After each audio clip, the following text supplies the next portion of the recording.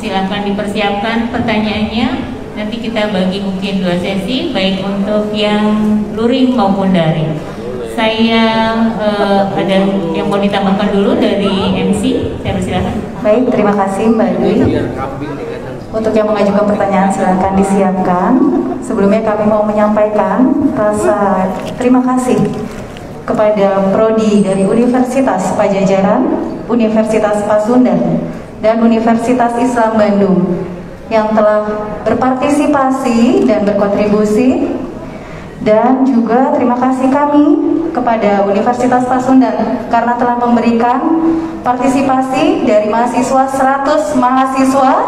Sekali lagi terima kasih banyak kepada para prodi dari Prodi Universitas Pajajaran, Universitas Pasundan, dan Universitas Islam Bandung.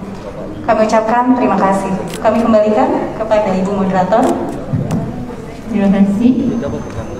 Baik, saya buka sesi untuk tanya jawab. Dipersilakan dulu untuk yang hadir di ruangan ini. 2 penanya dulu. Dan seperti yang tadi saya sampaikan di awal, untuk tanya jawab ini kita ada door prize berupa buku. Ada buku dari Dr. Budi Harsudin dan ada buku dari Dr. Irfan. Saya persilakan yang akan mengajukan pertanyaan untuk angkat tangan terlebih dahulu. Sudah jelas semua kata Bu Evelyn ya. Baik, Bapak, ada satu lagi? Ya, sambil jalan saya persilahkan Bapak yang berbaju putih Pak untuk menuju ke mic yang sudah disiapkan, menyampaikan nama dan dari mana. Saya persilahkan. Ya, selamat siang. Perkenalkan, saya Untung, Notaris PPAT dari Kabupaten Purwakarta. Dalam kesempatan ini saya ingin bertanya kepada Bu Evelyn. Bu, tadi kan Ibu sampaikan kepada kami bahwa dalam praktek kadang ada PT yang didirikan oleh suami istri tanpa ada batasan harta, dan kemudian itu lolos-lolos saja berdasarkan HAM. Nah, pertanyaannya Bu adalah, kalau kemudian kita menjadi notaris berikutnya terkait dengan perubahan dari PT tersebut, dan kita mengetahui hal tersebut. Nah, terkait dengan Bu Fadis atau mau dibawa kemana profesi kita Bu? Apakah kemudian kita melaporkan hal ini kepada rekan sebelumnya, atau kemudian kita bisa memperbaiki langsung atau seperti apa Bu? Sekian saja. Terima kasih, langsung saja Bu Hadir.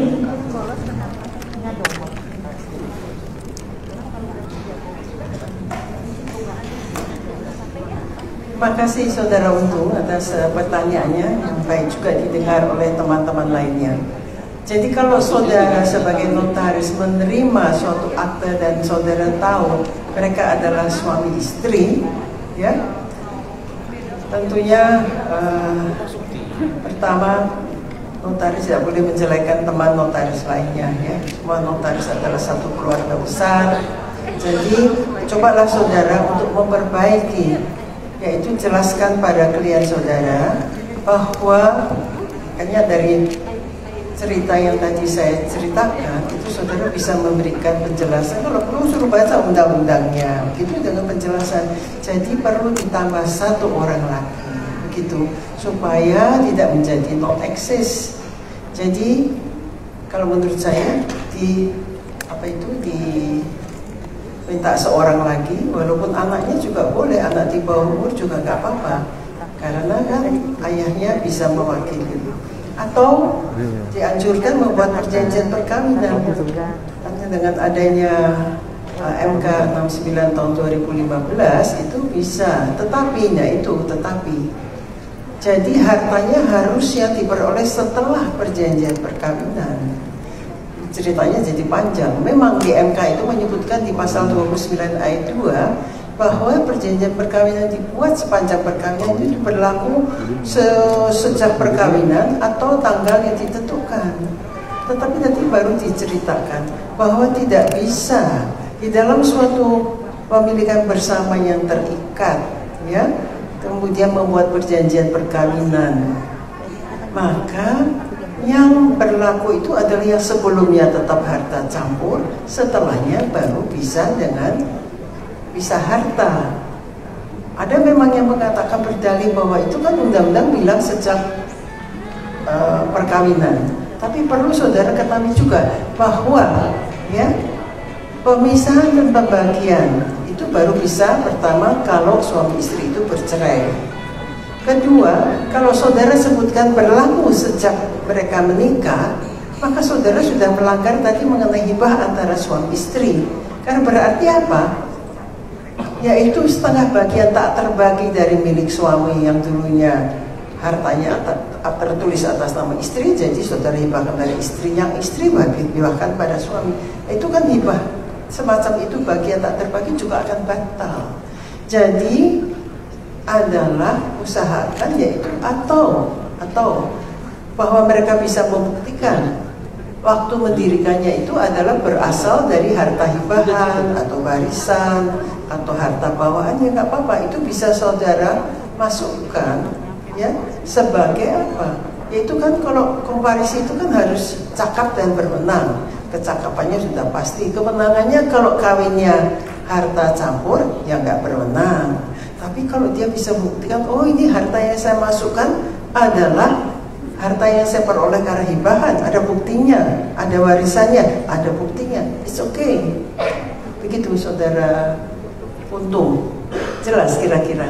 Nanti kalau kurang jelas tanya lagi, telepon saya, kirim WA ya. Oke, terima kasih.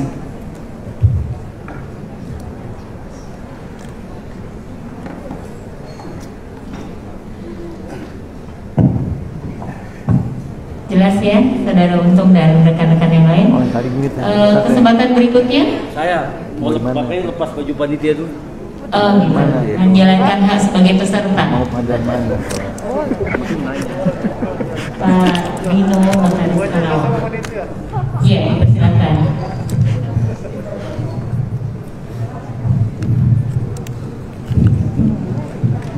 Bismillahirrahmanirrahim. Assalamualaikum warahmatullahi wabarakatuh.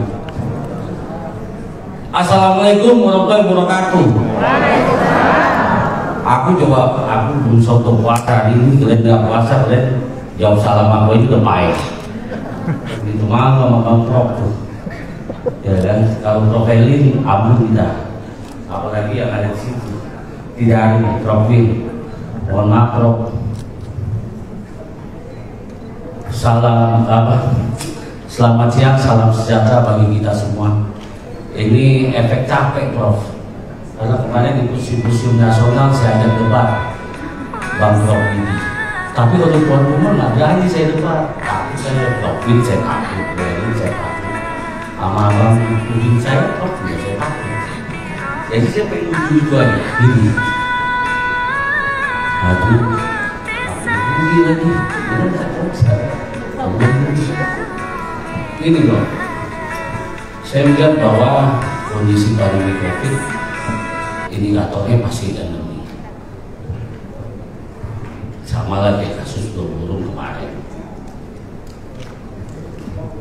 Ini prolog saya dulu. Yang jadi pertanyaan, mulai pusing yang punya kebijakan, terutama Kementerian Hukum dan HAM, melihat penandatanganan kita, aksentuasi kita, amanah dulu kenapa sih? Lalu dibuat ngapain? Gitu. Jadi maksud saya bahwa ini ada wacana bahwa ini sepertinya apa iya Abang Profudin yang ada di kementerian ini pengen supaya apa gitu dibikin online. Jelas kita perlu healing dulu sama DPR sama kementerian. Kalau ini terjadi kan repot Abang Profudin.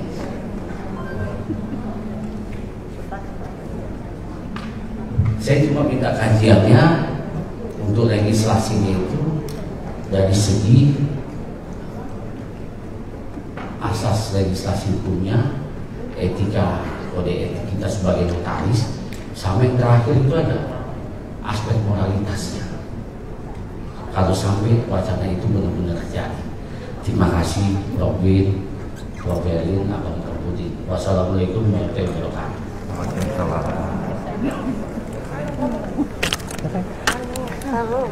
Rahayu Ningsih. Saudara Dino, terima kasih. Saya sudah diangkat jadi profesor sama Anda. Thank you. Baik, tadi yang saudara tanyakan itu mengenai kemungkinan online dan sebagainya, ya semua juga bisa kalau ada peraturan perundang-undangannya. Tapi kita akan keluar dari notaris civil law, kita akan menjadi notaris common law. Jadi itu saja. Jadi terserah kita mau tetap di dalam lingkungan civil law atau common law. Kalau common law nggak ada notaris, adanya notary public, tidak mengenal akte otentik. Apa mau ke sana? Jadi notarisnya nggak ada, ini semua nggak ada gunanya. Kita sekolah susah-susah. Justru kita mati-matian sih kita. Saya sudah tidak, saya sudah minggir ya. Ada yang masih harus memperjuangkan agar tetap di dalam ranah notaris civil law, Latin, notaris Latin. Baru dikenal adanya akte-akte otentik dan sebagainya. Kalau tidak, common law itu mengenal istilah authenticity dalam arti yang beda dengan kita akte otentik.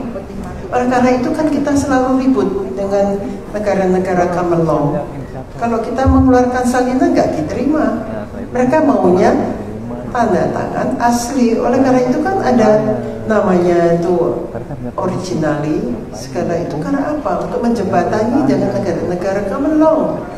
Mereka otentis itu berarti asli yang ini misalnya ditandatangani. Nah itu. Kalau kami kan tidak. Otentik itu dalam artian yang muatan isi tadi saya katakan berbeda dengan muatan isi mereka authenticity gitu. Jadi perjuangan adalah tetap di tangan ada yang masih muda, generasi muda ini untuk tetap dalam ranah itu.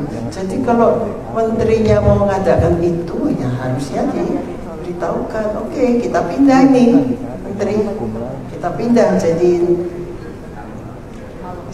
common law, nggak jadi civil law, itu aja. Ya, mungkin ada saudara Udin mau memberikan tambahan, Profesor Udin. Baik, Bang Dino. Jadi memang kalau kita lihat kecenderungannya di BPN pusat misalkan gitu ya, kan sudah kelihatannya ke arah tanda tangan elektronik dan seterusnya gitu ya, termasuk PPAT juga pembuatan aktenya elektronik, termasuk juga sertifikatnya udah elektronik semua dan seterusnya gitu ya. Jadi kecenderungan ke arah sana memang sudah kelihatannya sudah banyak ya. Tetapi yang tadi disampaikan oleh Bunda sebetulnya banyak hal yang harus kemudian dipikirkan gitu ya, termasuk dalam konteks notaris gitu ya. Kalau kemudian semuanya elektronik, misalkan ya undang-undang ITE-nya dirubah, kemudian juga UJ-nya dirubah, berarti kan nanti tidak akan ada lagi jabatan notaris lagi kemungkinan besarnya. Nah itu yang terus kemudian juga tentu yang disebut juga otentiknya juga akan berubah juga. Ya berarti kan perlu katakanlah ya pendalaman lebih lanjut lagi kalau misalkan kemudian akan merubah sistem seperti itu gitu ya. Tapi kalau katakanlah perkembangannya memang kelihatannya sudah sedemikian gitu ya. Itu yang mungkin harus dikawal. Demikian Pak Dino.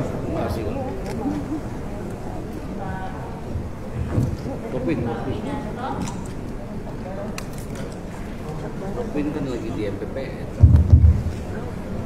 Pak Winanto, monitor. Pak Winanto. Oke, ada. Oke, baik. Saya rasa sudah cukup jelas. Sebenarnya saya ingin memberikan kesempatan kepada Pak Winanto karena beliau adalah juga anggota tim perubahan kedua atas UJN untuk menanggapi tadi yang disampaikan Bang Dino. Tapi insya Allah apa yang disampaikan oleh Prof. Herlin, Prof. sama Prof. Udin. Kalau saya kenapa nggak dikasih Prof juga, Bang? Jadi apa yang disampaikan oleh Bu Dr. Herlin dan Pak Dr. Udin, saya pikir mewakili apa yang mungkin juga merupakan pendapat Pak Winanto. Oh oke, Pak Winanto sedang berbicara dengan forum yang lain. Oke. Begitu Bang Dino? Siap. Ya. Kemudian saya berikan kesempatan kepada para peserta yang hadir secara daring. Barangkali ada yang nge-raise hand terlebih dahulu, bisa diberikan kesempatan. Yang raise hand belum ada. Oh, ya silakan Ibu. Oke, yang raise hand tidak ada? Ada? Baik, saya berikan kesempatan ke yang raise hand terlebih dahulu sebelum nanti ke kolom chat. Menurut informasi sudah ada beberapa yang masuk. Dipersilakan yang raise hand, belum tampak di layar di hadapan saya.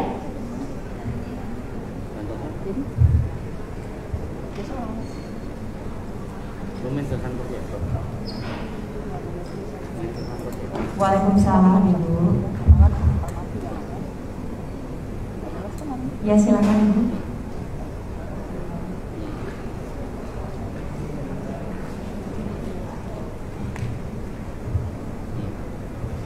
Dari mana? Mungkin Bu Risna MC dari bisa menyampaikan namanya terlebih dahulu yang akan raise hand, dari rekan atau dari mana?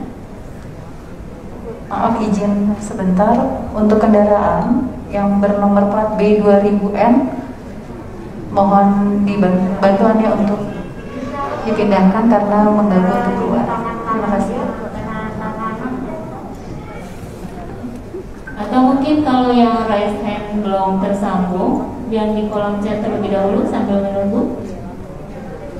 Ya, dicek dulu supaya waktunya lebih efektif.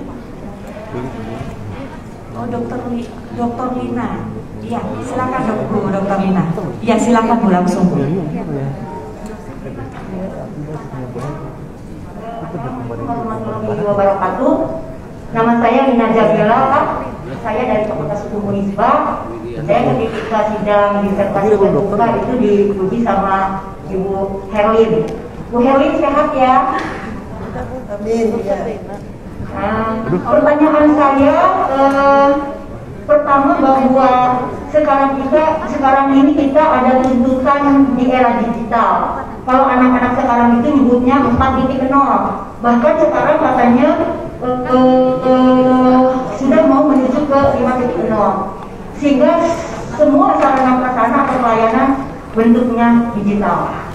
Yang kedua, bahwa amanat dari lahirnya Undang-Undang Cipta Kerja bersama turunannya ya PP nomor 18 tahun 2021 yang merubah tentang pendaftaran tanah PP 24 tahun 1997, kemudian mencabut juga hak atas tanah PP 40 tahun 96, yang tentunya di sini menuntut gitu ya kepada para notaris dan PPAT yang sudah disiapkan atau diamanatkan oleh baik itu undang-undang maupun kepada peraturan menteri PPN yang tentunya berbasis digital itu yang sudah disediakan itu adalah berkaitan dengan pendaftaran tanah, pendaftaran hak tabungan, kemudian sertifikat tanah ini sudah berbasis elektronik. Saya pernah bertanya kepada salah satu pegawai ATR BPN, gitu ya, pegawai BPN, ini bagaimana gitu kan? Apakah sudah disosialisasikan atau juga di BPN sudah siap sistemnya? Apakah mungkin sertifikat yang elektronik itu bisa dilakukan perubahan karena orang banyak yang pintar di digitalisasi, dia bisa merubah sertifikat. Oh bisa katanya, tapi kami sudah ada sistemnya. Misalnya begini, di sertifikat elektronik namanya Yuli, kemudian saya berubah menjadi Irianti. Mungkin bisa Bu. Iya. Tapi ketika Ibu merubah nama Yulianti, maka tanda tangannya menjadi Dan. Jadi di sini sistem-sistem sudah kami siapkan. Ya, karena itu para notaris PPAT harus mendukung katanya. Jadi yang akan saya tanyakan, karena tadi Ibu Herlin mengatakan bahwa keharusan kehadiran fisik ini adalah akan menjadi otentik. Kalau tidak, menjadi tidak otentik. Karena ini sangat penting bagi masyarakat yang membutuhkan suatu kata yang otentik gitu ya Bu ya. Nah, jadi solusi-solusi apa yang akan disiapkan oleh para notaris PPAP menghadapi era digital ini. Dan juga amanat dari undang-undang maupun beserta turunannya. Mungkin itu saja dari saya. Terima kasih. Wassalamualaikum warahmatullahi wabarakatuh. Waalaikumsalam. Terima kasih Bu Dr. Lina. Jadi intinya tadi solusi-solusi apa yang disiapkan gitu ya Bu? Terima kasih. Gimana Saudara Lina, apa kabarnya ini? Dan lama nggak ketemunya melalui media begini ya. Sebetulnya prinsip jawabannya sama dengan Saudara Dino, mirip seperti itu ya. Bahwa sebetulnya semua ini kalau didukung oleh peraturan perundang-undangan tentu bisa. Hanya komanya lagi itu adalah kita mau yang mana, milih yang mana. Ciri-ciri apa yang mau kita tetap pertahankan, faktor apa yang mau kita pertahankan agar itu menjadi capnya adalah otentik. Ya, kalau mau semua dikasih nama otentik, bisa aja, ya kan? Mau dibuat dengan cara apa, dibuat oleh siapa? Oh itu namanya otentik, terserah. Tapi apakah ilmu hukum itu kenotarian mengajar kita seperti itu? Nah, baru dari situ kita bisa menentukan, oh kita sekarang pakai sistem apa itu tadi yang saya katakan, kita masuk di ranah apa? Masuk yang civil law atau common law? Jadi kalau itu mau dibuang semua, oh itu menurut Indonesia, hukum nasional Indonesia itu namanya otentik, silahkan.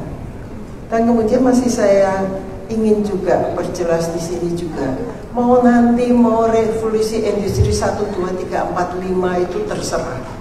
Ya, karena kita ini tidak bisa menahan perkembangan revolusi itu.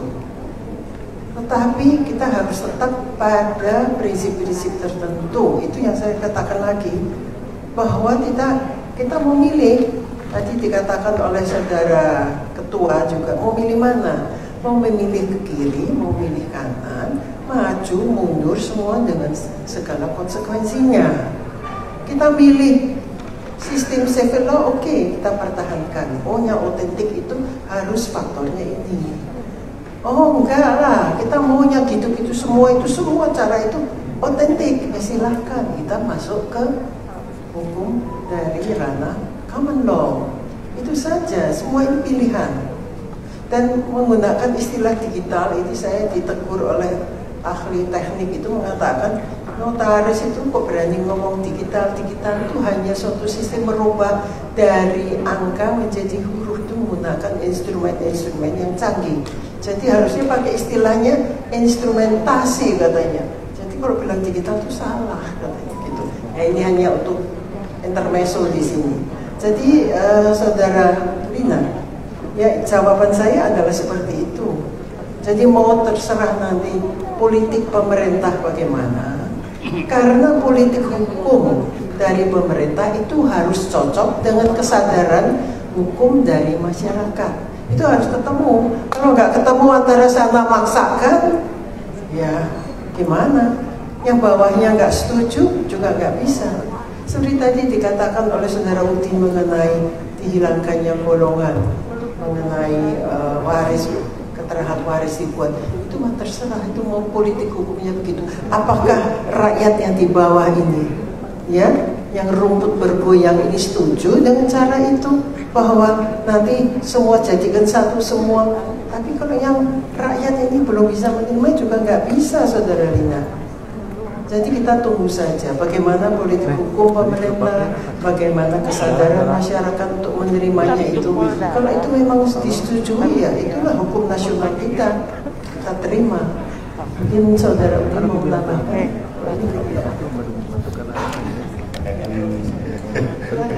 Ya benar, terima kasih. Jadi memang kalau terkait dengan PPAT-an atau hukum tanah, regulasi yang terbaru itu dari Undang-Undang 11 2020, kemudian kan ada PP 18 2021 yang mencabut PP 496 gitu ya.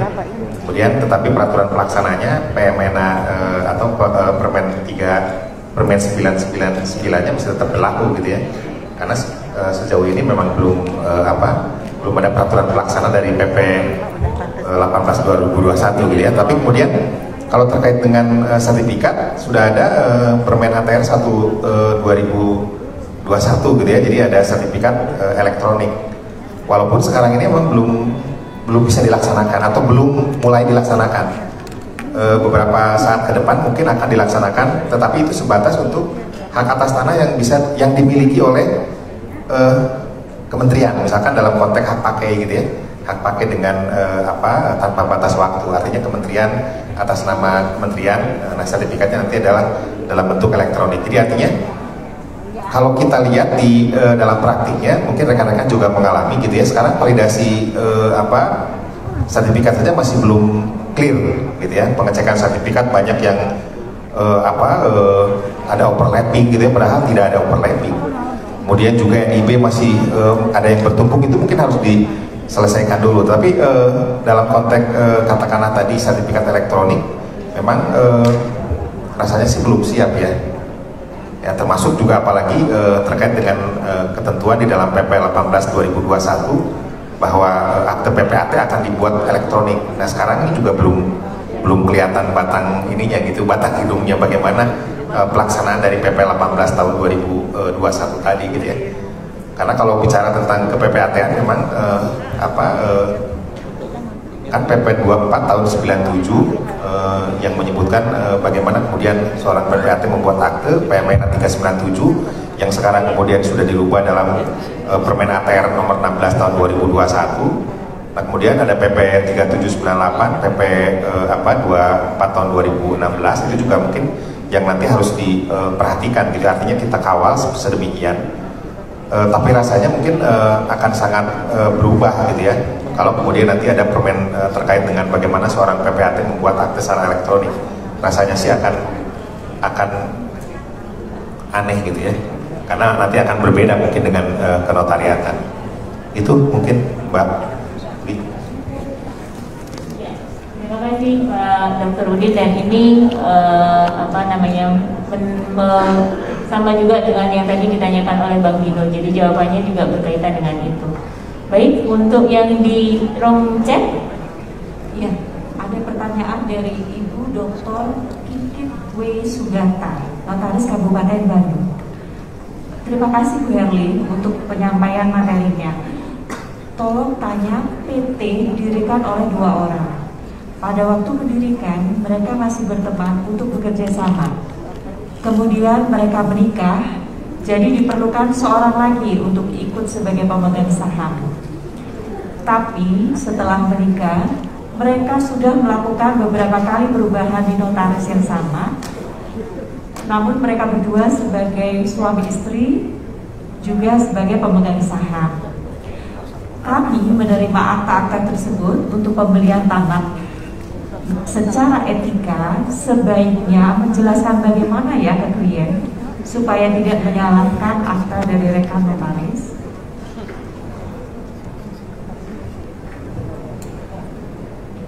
Terima kasih Bu Dr. Kikit. Bu Herlin akan menjawab. Terima kasih Saudara Kikit, ini kok mau minta konsultasi ya? Sama. Tapi kan tadi katanya kan mereka itu sebagai teman mendirikan PT, jadi kan belum menikah, ya kan?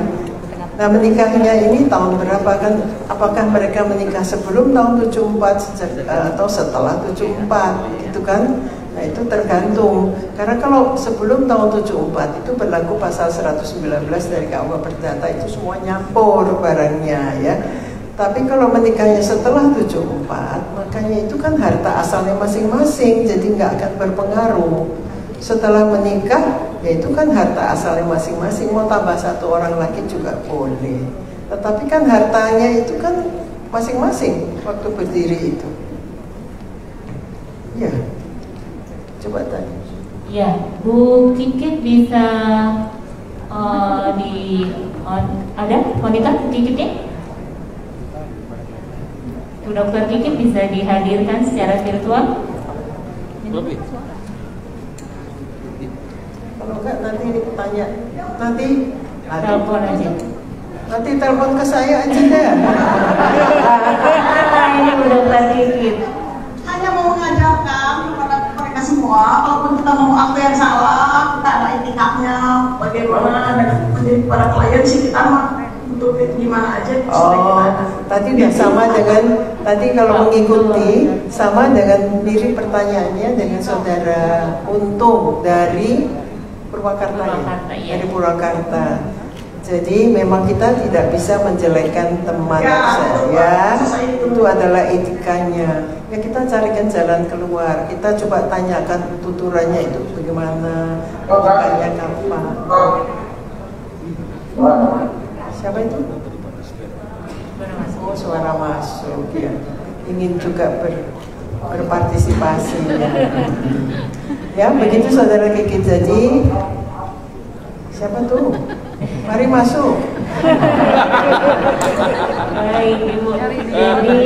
Jadi kalau etikanya kalau etika ya kita jangan menyalahkan, tapi justru carikan jalan keluar. Ditanyakan dulu bagaimana asal usulnya. Didengar, nggak didengar? Biar didengar sama yang lain-lain. Oh, biar didengarkan. Ya terima kasih. Iya. Terima kasih. Menyampaikan reminder dari rumah ya Bu Dokter Kiki. Sehat selalu Ibu, terima kasih. Baik, saya berikan kesempatan lagi. Yang diluring dulu, satu kesempatan lagi untuk yang hadir luring. Ada 2 ya. Baik, tadi yang mengangkat dulu yang di sini Bapak bukan karena sesama gender, tapi tadi memang beliau mengangkat tangan dulu. Kami persilahkan menuju ke mic. Nama dan dari mana? Selamat siang. Assalamualaikum warahmatullahi wabarakatuh. Saya Vela, notaris PPAT Cimahi. Mau bertanya, bagaimana pendapat mengenai penandatanganan akta yang dilakukan melalui media Zoom atau tanda tangan yang tidak dilakukan bersamaan dengan pernyataan bahwa hal tersebut kehendak para pihak yang diruangkan ke dalam akta. Terima kasih. Terima kasih rekan Vela. Langsung saja mungkin dari Ibu. Terima kasih. Jadi tadi kan dari tadi saya cerita itu ya masalah ini, ya. Nah kalau gitu, maaf boleh harus diulang lagi, dan saya lagi, ya. Jadi memang tadi kan dikatakan bahwa ini merupakan peraturan yang memaksa, jadi nggak bisa. Aturan memaksanya itu bagaimana? Turuti. Jadi para pihak tidak boleh nyimpang, negara pun sebagai organ pelaksana pun tidak boleh nyimpang, begitu. Jadi tetap mengikuti apa yang diharuskan. Makanya apalagi dibuat perjanjian nggak boleh, ya kan? Tadi kan saya katakan kalau sudah namanya peraturannya memaksa, kita hanya tinggal nurutin. Kalau menurutnya ada akibatnya loh. Tadi bisa batal. Kemudian kalau menurut yang dari pasal-pasal dari pasal tadi itu menjadi akte yang kekuatannya dibatalkan. Menjadi apa? Untuk perjanjian-perjanjian yang formal seperti pendirian PT, firma, sivil, membuat wasiat, itu ya, yayasan, itu menjadi dibatalkan. SKMHT sekarang itu semua menjadi dibatalkan. Jadi apa? Dari yuridis dogmatis, dari ilmu hukum itu memberikan hukumannya apa? Non-eksisten, tidak ada artinya. Karena harus diulang kembali namanya kalau non-eksisten. Seperti kalau kita keliru membuat akta riba, itu harus diulang kembali, tidak bisa dengan akte penguatan, ya. Jadi ya, jadi janganlah pakai sum-suman itu juga nggak bisa, undang-undangnya belum ngatur.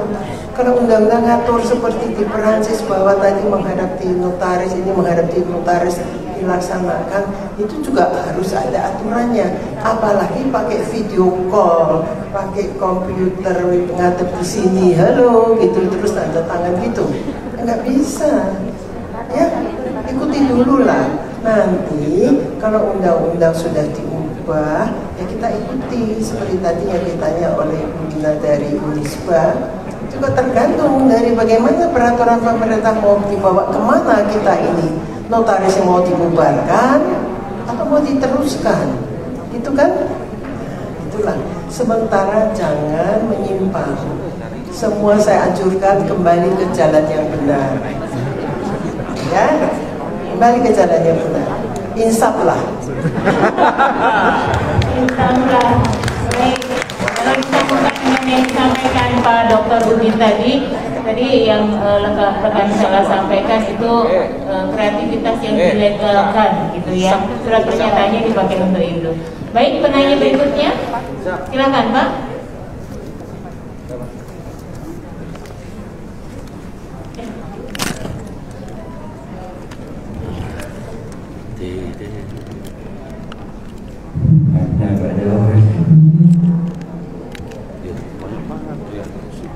Terima kasih atas kesempatan yang diberikan kepada saya. Nama saya Yudi Amiruddin, notaris dan DPRT Kota Cirebon.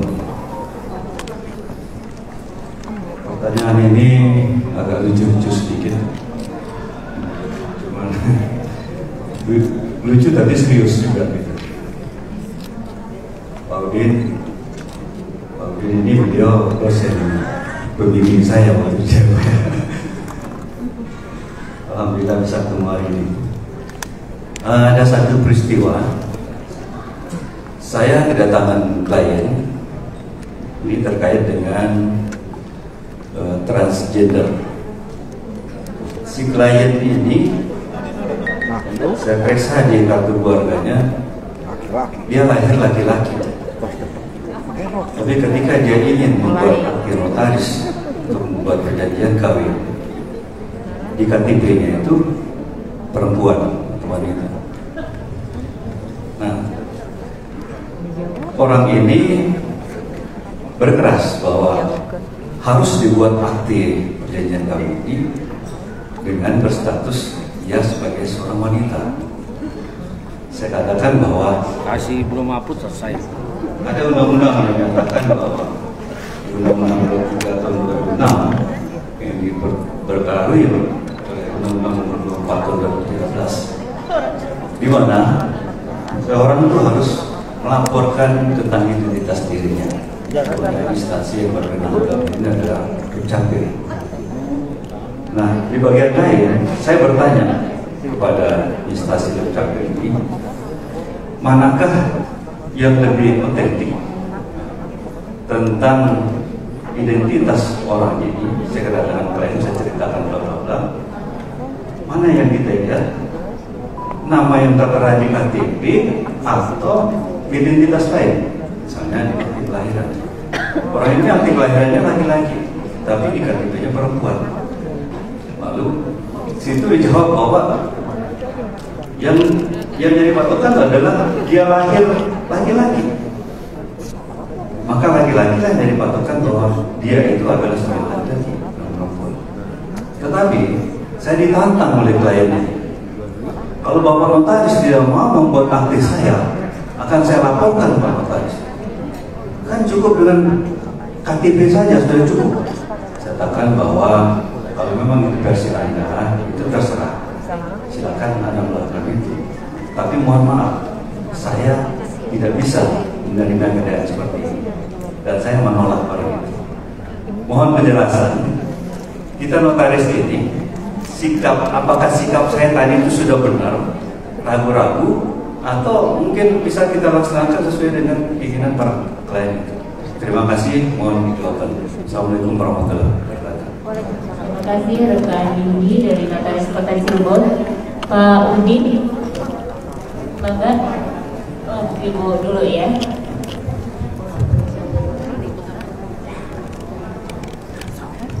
Terima kasih Saudara Yudi. Dalam hal ini saudara berhak untuk minta penetapan pengadilan perubahan gender dari laki-laki ke perempuan, hanya itu aja jawabannya. Jadi kalau dia memaksa ya bilang aja silahkan saya dituntut di pengadilan untuk membuat akte itu, baru saya buat. Gitu sederhana. Jadi kalau nggak ada penetapan nggak bisa perubahan gender itu. Karena sekarang ini kan terjadi mengenai perubahan itu, mungkin kalau mengikuti berita-berita itu, bahwa nanti oleh pengadilan akan dibuatkan penetapan bahwa yang bersangkutan ini dengan segala pertimbangannya itu berubah menjadi gendernya berubah, dan itu nanti diberitahukan pada Dukcapil. Tapi kalau memaksa ya bilang aja, kalau Anda memaksa silakan saya dituntut. Itu adalah jawaban yang paling jitu kepada klien yang memaksa seperti itu. Ya, silakan mungkin. Ya, terima kasih. Pak Yudi sudah sangat jelas ya. Jadi notaris juga boleh untuk menolak membuat akte atas permintaan para pihak kalau ya persyaratannya memang tidak memenuhi kualifikasi yang ditentukan. Ya kan perjanjian kawin antara laki-laki dengan laki-laki jadinya nanti. Gimana jadinya? Ya kalau mau ya dibuat penetapan pengadilan terkait dengan perubahan status gendernya tadi. Demikian. Terima kasih, jawabannya jelas ya, karena solusinya juga jelas. Dr. Winanto masih monitor atau sudah? Sudah ya, baik. Baik para hadirin, karena keterbatasan waktu, jadi mohon maaf kita cukupkan sampai di sini diskusinya. Dan saya yakin tadi kita sudah menerima beberapa pencerahan. Oh, mau close dulu Bang Dino, silahkan.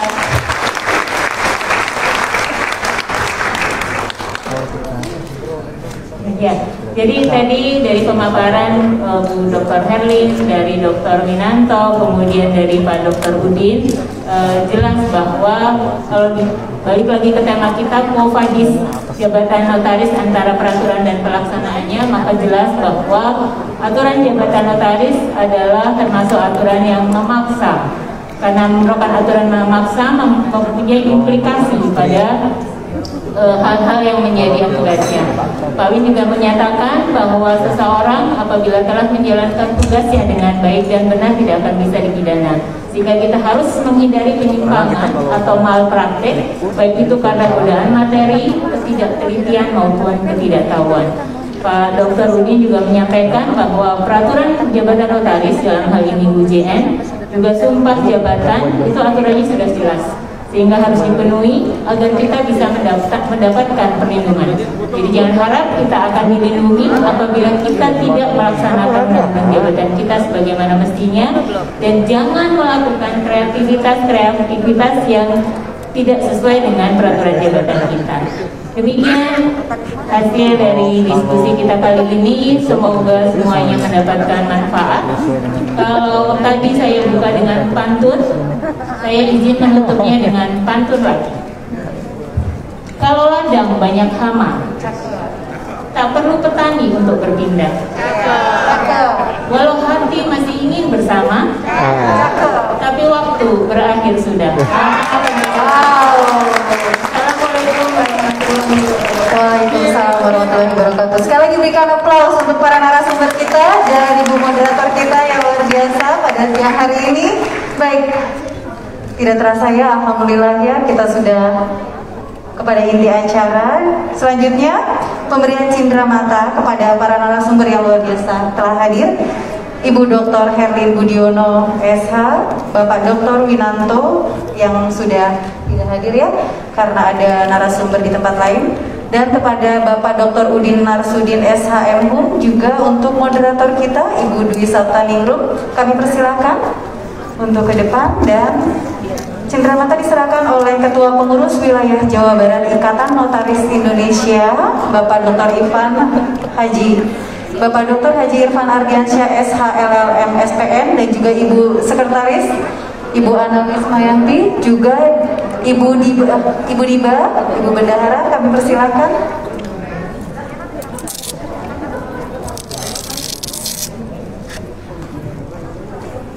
Ke bawah.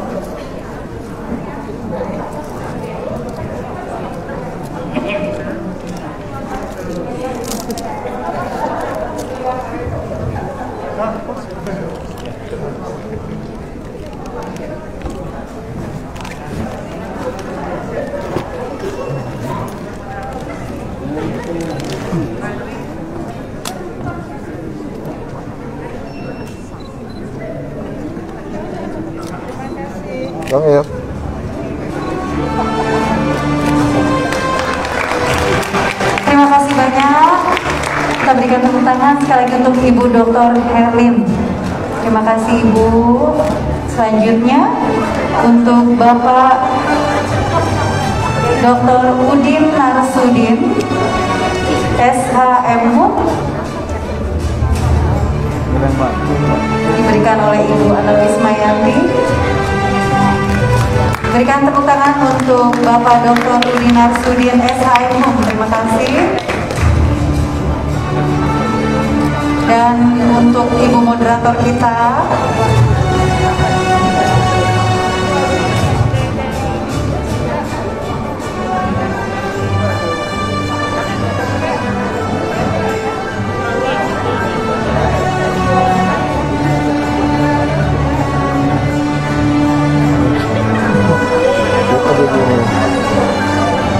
ya, terima kasih juga kepada Ibu moderator. Imut-imut menghanyutkan, penuh dengan pantun. Katanya sih sampai tidurnya juga subuh nih gara-gara pantun. Tradisinya Pengwil selalu ada pantun. Silakan untuk tim dokumentasi untuk mengabadikan. Kami mohon bersiap-siap. Kepada para penanya, ada souvenir yang langsung diserahkan dari para narasumber kita. Tolong bersiap ya.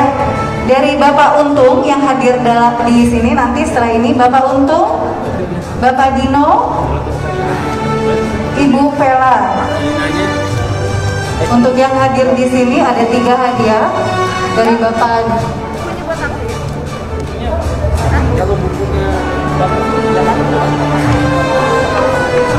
dan Bapak Yudi.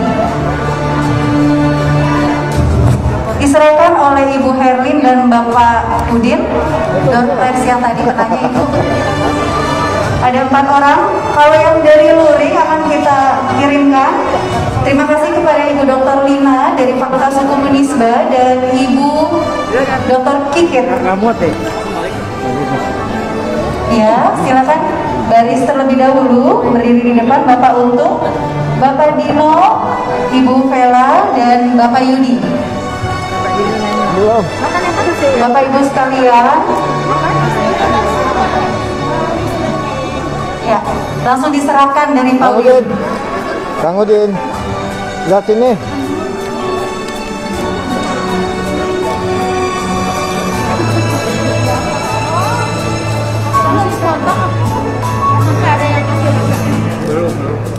Bang, foto.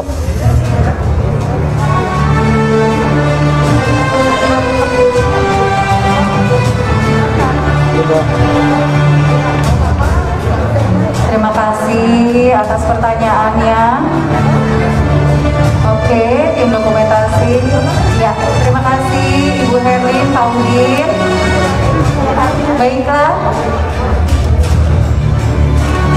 Selanjutnya pemberian cenderamata sebagai tanda terima kasih kami kepada Kaprodi dari Universitas Pasundan, Ibu Irma Rahmawati SHMH PhD, yang merupakan dari Kaprodi Universitas Pasundan yang telah memberikan partisipasi 100 peserta dari Universitas Pasundan. Ibu Irma.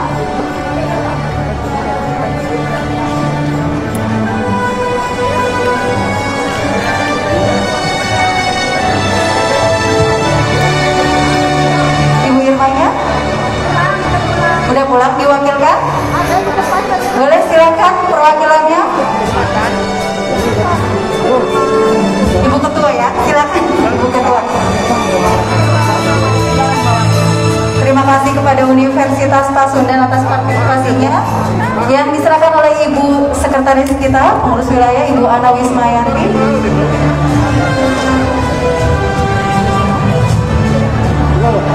Kasih itu Edi, kasih Ceria. Bang, yuk. Kenapa ada ini? Udah. Gua bilang sih, lupa. Lu kasih lagi. Terima kasih. Baiklah, dalam acara ini juga kita telah melakukan perumusan dari hasil seminar. Di sebelah kiri kami ada perumus dari hasil seminar yang insya Allah akan kita langsung sampaikan ke pengurus pusat Ikatan Notaris Indonesia. Hadirin yang kami hormati, sampai juga kita di penghujung acara, di penutup perjumpaan kita pada hari ini. Sebelumnya saya mohon maaf kalau saya nggak ada stok pantun ya. Kami mohon maaf sebesar-besarnya. Saya mewakili panitia apabila dalam pelaksanaan acara ini masih banyak kekurangan. Saya Novianti Aksyari dan rekan saya Risna Mufida yang memandu acara